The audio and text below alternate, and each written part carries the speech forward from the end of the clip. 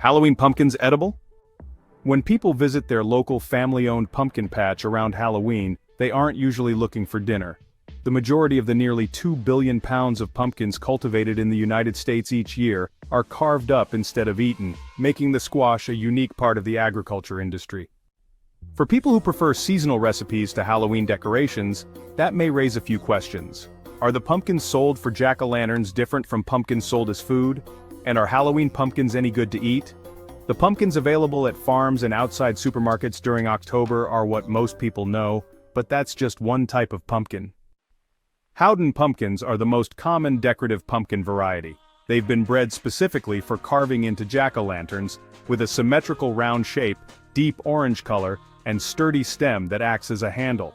Shoppers looking for the perfect carving pumpkin have other options as well. The Racer, Magic Wand, Zeus, Hobbit, Gold Rush, and Connecticut Field pumpkin varieties are all meant to be displayed on porch steps for Halloween. Because they're bred to be decoration first, carving pumpkins don't taste very good. They have walls that are thin enough to poke a cheap knife through, and a texture that's unappealing compared to the squashes consumers are used to eating. Uncut carving pumpkins are safe to eat, however it's not the best type to use for cooking. Daria McKelvey, a supervisor for the Kemper Center for Home Gardening at the Missouri Botanical Garden, tells Mental Floss.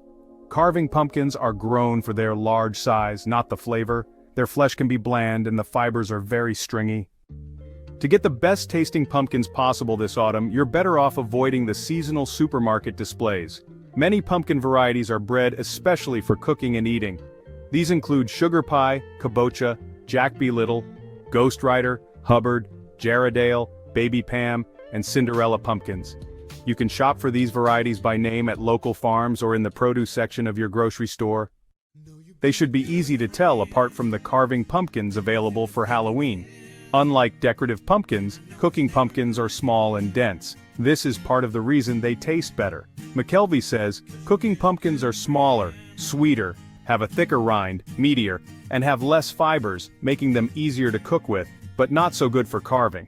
These pumpkins can be stuffed, blended into soup, or simply roasted. If you do want to get some culinary use out of your carving pumpkins this Halloween, set aside the seeds when scooping out the guts. Roasted with seasonings and olive oil, seeds, or pepitas, from different pumpkin varieties become a tasty and nutritious snack. Another option is to turn the flesh of your Halloween pumpkin into puree. Adding sugar and spices and baking it into a dessert can do a lot to mask the fruit's underwhelming flavor and consistency. Whatever you do, make sure your pumpkin isn't carved up already when you decide to cook with it. There are many ways to recycle your jack-o'-lanterns, but turning them into pie isn't one of them. If one does plan on cooking with a carving pumpkin, it should be intact, McKelvey says. Never use one that's been carved into a jack-o'-lantern, otherwise you could be dealing with bacteria, dirt, and dust, and other little critters. Just how clean is the air on an airplane? For millions of Americans and millions more abroad, the excitement of booking a flight has turned into concern. Being stuffed into an airplane cabin with hundreds of other people for hours at a time seems like a risk in light of the coronavirus continuing to be a threat to public health.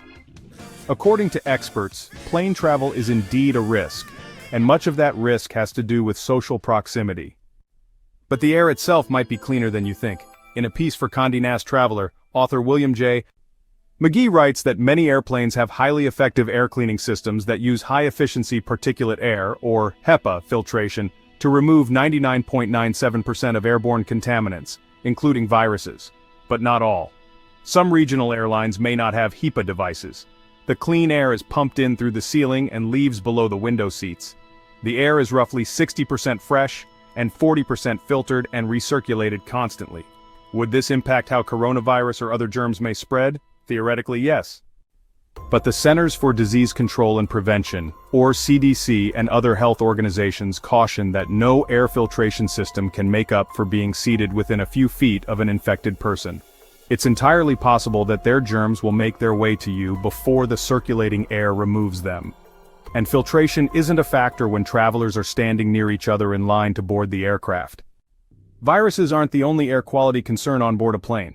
Fumes from engine oil, hydraulic fluid, exhaust, and other sources can travel into the cabin. Pesticide applications may also leave a lingering odor.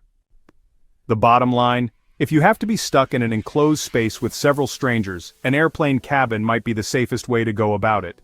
But variables like infected passengers, mask habits, and proximity make it impossible for anyone to offer assurances about safety. If you have a desire or need to fly, wearing a mask and keeping as much distance as possible between yourself and other passengers is the best way to approach it.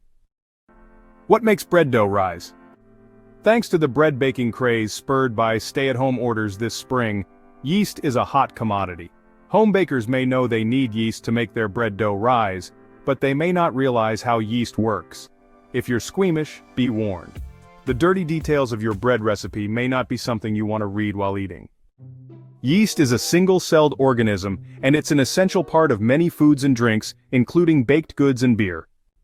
Yeast lives in the air all around us, which means you can grow your own at home using just flour and water.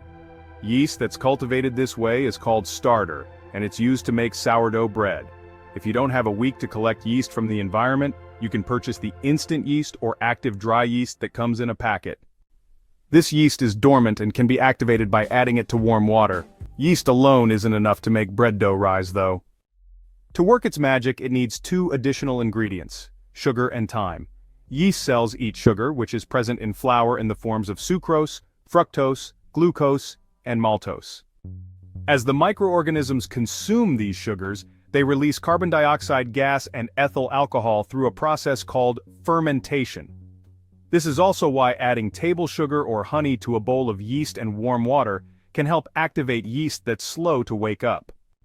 So when you see a bowl of yeast, warm water, and honey start to foam, you're basically watching yeast fart. In dough, the carbon dioxide forms bubbles that allow it to rise. It's how a ball of bread dough containing yeast can double in size in just a few hours. The alcohol from yeast also contributes to bread's rise in the oven. In extremely hot temperatures, the liquid alcohol evaporates, resulting in gas bubbles that give the bread some extra height. Yeast is a common ingredient, which makes it a great entry point into learning more about culinary science. If you want to further your yeast education, this genetic engineering kit lets you make your own fluorescent yeast at home using jellyfish genes. Why are humans afraid of bugs? If seeing a mere photo of a spider sends a shudder through your spine, you're not alone. Arachnophobia, the fear of spiders, is one of the more common phobias, and Western society seems to have a collective aversion to all things creepy-crawly, from insects like cockroaches and silverfish to myriapods like centipedes and millipedes. While some of these spineless characters can poison us or spread disease, you can usually take out your opponent with one well-placed swat or stomp, so why do they often evoke terror? One theory of evolutionary psychology holds that our anxious ancestors had a better chance at survival than their intrepid counterparts. Someone who sticks their head into a bee nest while hunting for honey, for example, might not live to tell the tale, or produce any offspring to inherit their ill-advised audacity. Those who approach warily, on the other hand, may walk away unscathed, and go on to procreate with other cautious people.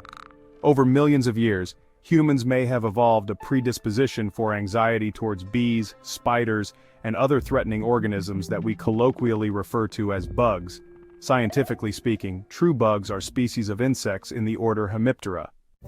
Of course, there's no fear bees gene. Dr. Jeffrey Lockwood, an entomologist and the author of The Infested Mind, Why Humans Fear, Loathe, and Love Insects, tells Mental Floss.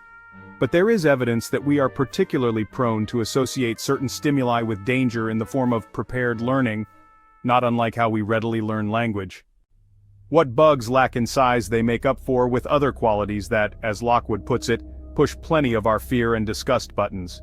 Their small stature allows them to infiltrate both our bodies and living spaces, and they're capable of avoiding our swats and stomps with fast, erratic skittering, or flight. And although many can't poison us to death, fewer than 30 of more than 43,000 spider species have been known to kill humans, for example. Some, like cockroaches, pose other dangers. Because cockroaches feed on human feces as well as human food, they can spread germs that cause disease, the World Health Organization reports. In addition, they carry the eggs of parasitic worms and may cause allergic reactions including dermatitis, itching, swelling of the eyelids, and more serious respiratory conditions. When it comes to injury, allergy, or disease, an innate sense of better safe than sorry could help explain why some of us jump when we see any slight movement that might turn out to be a bug. There's no significant downside to mistaking a tumbleweed for a spider, or even mistaking a harmless spider for a deadly one. There is, however, a difference between simply thinking bugs are gross and actually fearing them. You can tell if someone's bug-phobic if they check for bugs, freak out around bugs, or avoid bugs at all costs. Dr. Jenny Yip, a licensed psychologist and the founder of the Renewed Freedom Center of Los Angeles, tells Mental Floss, "If you scan the nooks and crannies whenever you enter a room to make sure you don't spot a many-legged guest, you might have entomophobia, which is the fear of insects. Sometimes the leap from I'm creeped out by bugs to I'm scared of bugs occurs because you had a bad experience with a bug, or you learned, by direct teaching or just by observation, to fear them. Perhaps your great-grandmother was badly stung, and she forcefully taught your mother that bees are terrible creatures capable of dispensing death," Lockwood says. "Unless your mother had some good evidence or experience to override this parental message, she likely grew into a fearful adult, and when she had you, it would seem quite likely that she'd transmit this fearful message," and so on. As Lockwood explains in The Infested Mind, media and entertainment franchises transmit fearful messages about bugs too. Apart from butterflies, ladybugs, and a precious few others that we deem harmless, fascinating, useful, and beautiful, most bugs get a bad rap on screen. Between NBC's Fear Factor, less than subtle films like 1990's Arachnophobia, and all the innovative advertisements for pest control, our revulsion is continually reinforced. These representations reflect a Western societal shift from earlier rural communities that could differentiate between dangerous and beneficial bugs, and even valued some as food sources, to current urban communities that are obsessed with cleanliness. Disease, including insect-borne disease, took a serious toll on Western societies for centuries. So we generalize that any insect is filthy, and living in cities, there's not much of a downside for making false positive determinations of this sort, Lockwood says. But avoiding all bugs isn't a productive way to deal with a phobia. In fact, you could end up accidentally expanding it. Over time, a fear of spiders, for example, can be generalized to other bugs, like flying insects, Yip explains. Instead, she recommends exposure therapy, where you encounter the bug in a very hands-off way and work up to confronting it directly. Start by looking at pictures of bugs, watch videos of bugs, go to places where bugs could be interact with a toy bug, and then eventually you actually interact with the real bug, Yip says. If you want to get rid of your bug phobia, a clinical psychologist can help you set up a similar progression. And if you don't exactly fear bugs, but would still like to dispense with your bad feelings towards them, you could always choose a bug-positive film for your next movie night, say, A Bug's Life or James and the Giant Peach. Why can't you smell your own breath? There are a few theories. The fact that we rarely catch a whiff of our own breath seems fishy. For one, our noses are only a philtrum's length away from our mouths. We also don't have any trouble inhaling other people's stale carbon dioxide, even with a solid few feet between us. Though we don't yet have a decisive scientific explanation for this olfactory phenomenon, there's no shortage of promising theories. According to BreathMD, it could be that we became so accustomed to smelling our own breath that we simply don't notice its odor anymore, similar to the way we can't detect our own house smell. This kind of habituation doesn't just inure us to unpleasant aromas, it also leaves our noses free to focus on unfamiliar odors in our environment that could alert us to danger. As How Stuff Works reports, another hypothesis suggests that we're more conscious of other people's halitosis, because breath released when speaking is different than breath released when exhaling regularly. All the tongue movement that happens when someone talks could push odors from the back of their mouth out into the air. But if that's true, it seems like you'd be able to smell your own breath, at least when you're the one doing the talking. Which brings us to the next and final theory, that your bad breath dissipates before you get a chance to inhale it. When someone else exhales, you're inhaling their air almost simultaneously.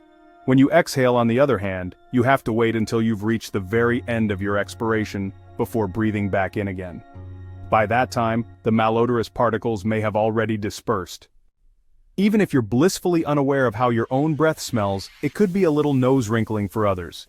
Here are some tips for getting rid of halitosis.